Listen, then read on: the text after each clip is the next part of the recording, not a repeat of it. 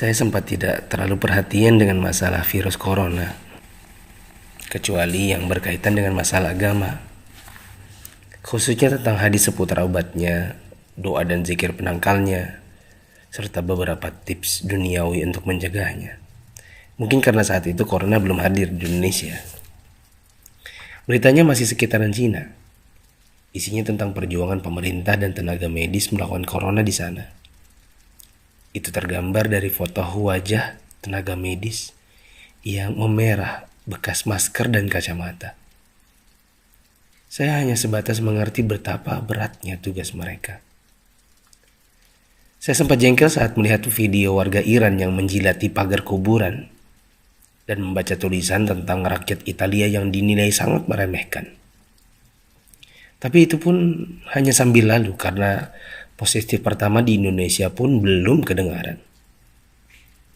Tanggal 2 Maret 2020 yang ditakutkan pun terjadi. Pasien corona pertama di Indonesia diumumkan oleh Presiden Jokowi. Inilah takdir Allah yang harus sabar dihadapi. Pandemi corona telah memasuki negeri ini. Jumlah pasiennya bertambah hari demi hari. Gambar-gambar mirip dengan yang di Cina bermunculan di grup sana sini. Ada bekas alat pelindung diri tergurat di pipi. Tenaga medis bicara dengan kertasnya. Kami kerja untuk kalian, mohon kalian tetap di rumah untuk kami. Ada juga yang bunyinya, haus, ingin minum, tapi gak berani. Seorang dokter yang sudah sepuh dalam balutan baju perang seolah berkata, jikapun ajal datang, tidak mengapa. Karena raga yang sudah tua ini memang harus ikut berjuang, tidak hanya bisa berdiam diri. Ikatan Dokter Indonesia menyampaikan belasungkawa karena 7 orang dokter di garda depan meninggal. 5 dari mereka wafat karena tertular virus ini. Seorang dokter muda hanya berdiri di luar pagar saat menemui keluarganya karena takut membawa virus dari luar. Meskipun foto ini aslinya dari Malaysia. Ternyata APD medis harganya sangat mahal. Dan sekali pakai saja. Saking krusialnya, para ulama dan ustadz-ustadz yang mumpuni ilmunya sampai mengeluarkan fatwa. Bolehnya tim medis sholat tanpa wudhu, tanpa tayamum. Lantaran pelindung dirinya tidak boleh sembarang dibuka. Tak hanya itu, ada juga fatwa sahnya sholat meskipun ada najis. Karena baju medis ini bukan baju biasa. Sekali dipakai untuk satu shift jaga, berjam-jam tanpa makan, minum, bahkan buang air dengannya menggunakan pampers orang dewasa. Bayangkan lagi jika dokter dan perawat wanitanya adalah ibu atau saudari kita yang sedang mengalami datang bulan. Dan lagi deras-derasnya. Atau dia istri kita yang harus berjuang di rumah sakit, sementara punya bayi yang juga harus disusui tapi tak bisa.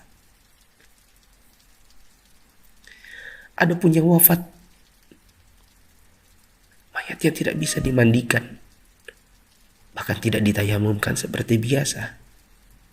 Hanya disolatkan dan dikubur bersama plastik membungkusnya.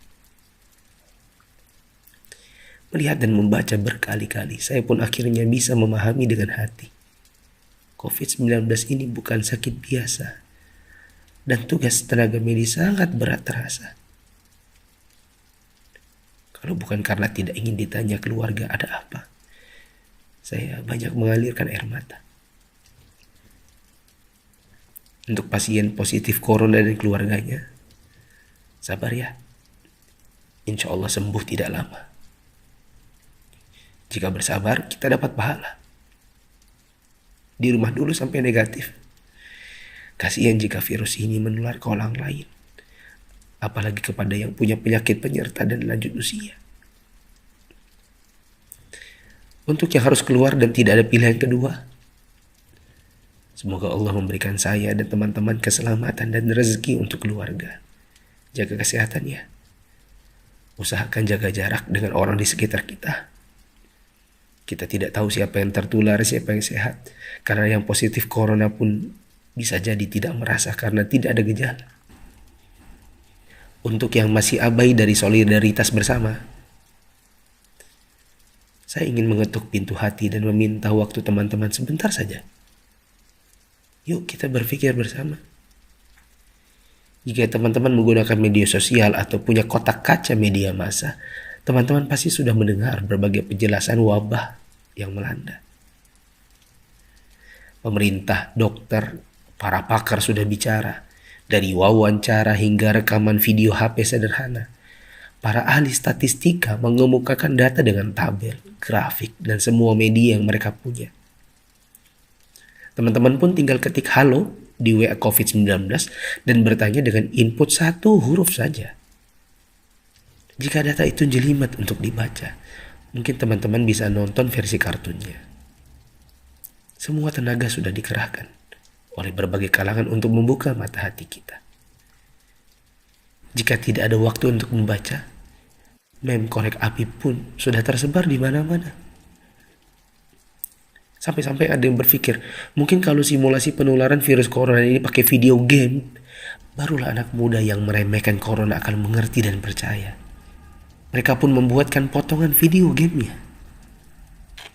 Artinya, jika usaha seperti ini masih belum menyadarkan kita, entah dengan cara apa lagi. Apakah tongkrongan kita butuh ditembaki dengan gas air mata baru kita mau meninggalkannya? Pemerintah tidak minta uang dari kita. Mereka hanya ingin kita mengikuti arahan mereka. Untuk yang menimbun dan menipu, semoga Allah memberikan teman-teman hidayah dan memaafkan dosa-dosa kita semua. Dan menimbun barang yang dibutuhkan masyarakat saat masa sulit itu termasuk dosa. Rasulullah SAW bersabda, la yahtakiru illa khati. Tidaklah menimbun barang kecuali orang yang berdosa. Terlebih lagi bila menipu dan berdusta. Kami hampir tertipu dengan penawaran masker murah yang tadinya kami akan bagikan gratis kepada orang-orang yang membutuhkannya. Di mana hati kita? Apa kita bisa tertawa saat orang lain menderita? Teman, turunkanlah harganya ke harga normal jika engkau tidak bersedia menggratiskannya, seperti pahlawan jalanan yang membagikannya. Untuk yang kaya yang sesungguhnya itu adalah jika harta itu bermanfaat bagi orang di sekitar kita, bukan hanya untuk pribadi semata. Yakinlah, kekayaan, saldo ATM, rumah miliaran, outfit jutaan, mobil mewah, memang membuat kita besar di mata manusia, tapi tidak ada artinya di sisi Allah yang Maha Kaya jika tidak menghasilkan amal dan pahala. Saya mau sumbang jam tangan dan beberapa barang lainnya yang mungkin tidak seberapa jika dibandingkan dengan teman-teman menyumbangkan harta nantinya. Terserah untuk pos dana apa, mungkin masker, mungkin APD tim medis, hand sanitizer, sabun cuci tangan, dan sebagainya. Kita harus cintai harta kita ini dan bawa dia ke akhirat. Jangan sisakan untuk dunia. Untuk Bapak Presiden, BNPB, para gubernur, wali kota, dokter, perawat, ustadz, influencers, dan fundraisers, thanks for all you've done. Terima kasih. Jazakumullahu khairan. Semoga Allah balas teman-teman dengan tambahan iman, hidayah, dan pahala, hingga kita semua bisa dikumpulkan Sang Pencipta di dalam surganya. Jika menurut teman-teman ada orang di luar sana yang belum tergerak hatinya untuk punya empati kemanusiaan dalam wabah corona ini, coba kirim ke mereka. Siapa tahu setelah ini mereka bangkit mengerjakan amal kebajikan dan kita ikut dapat pahalanya.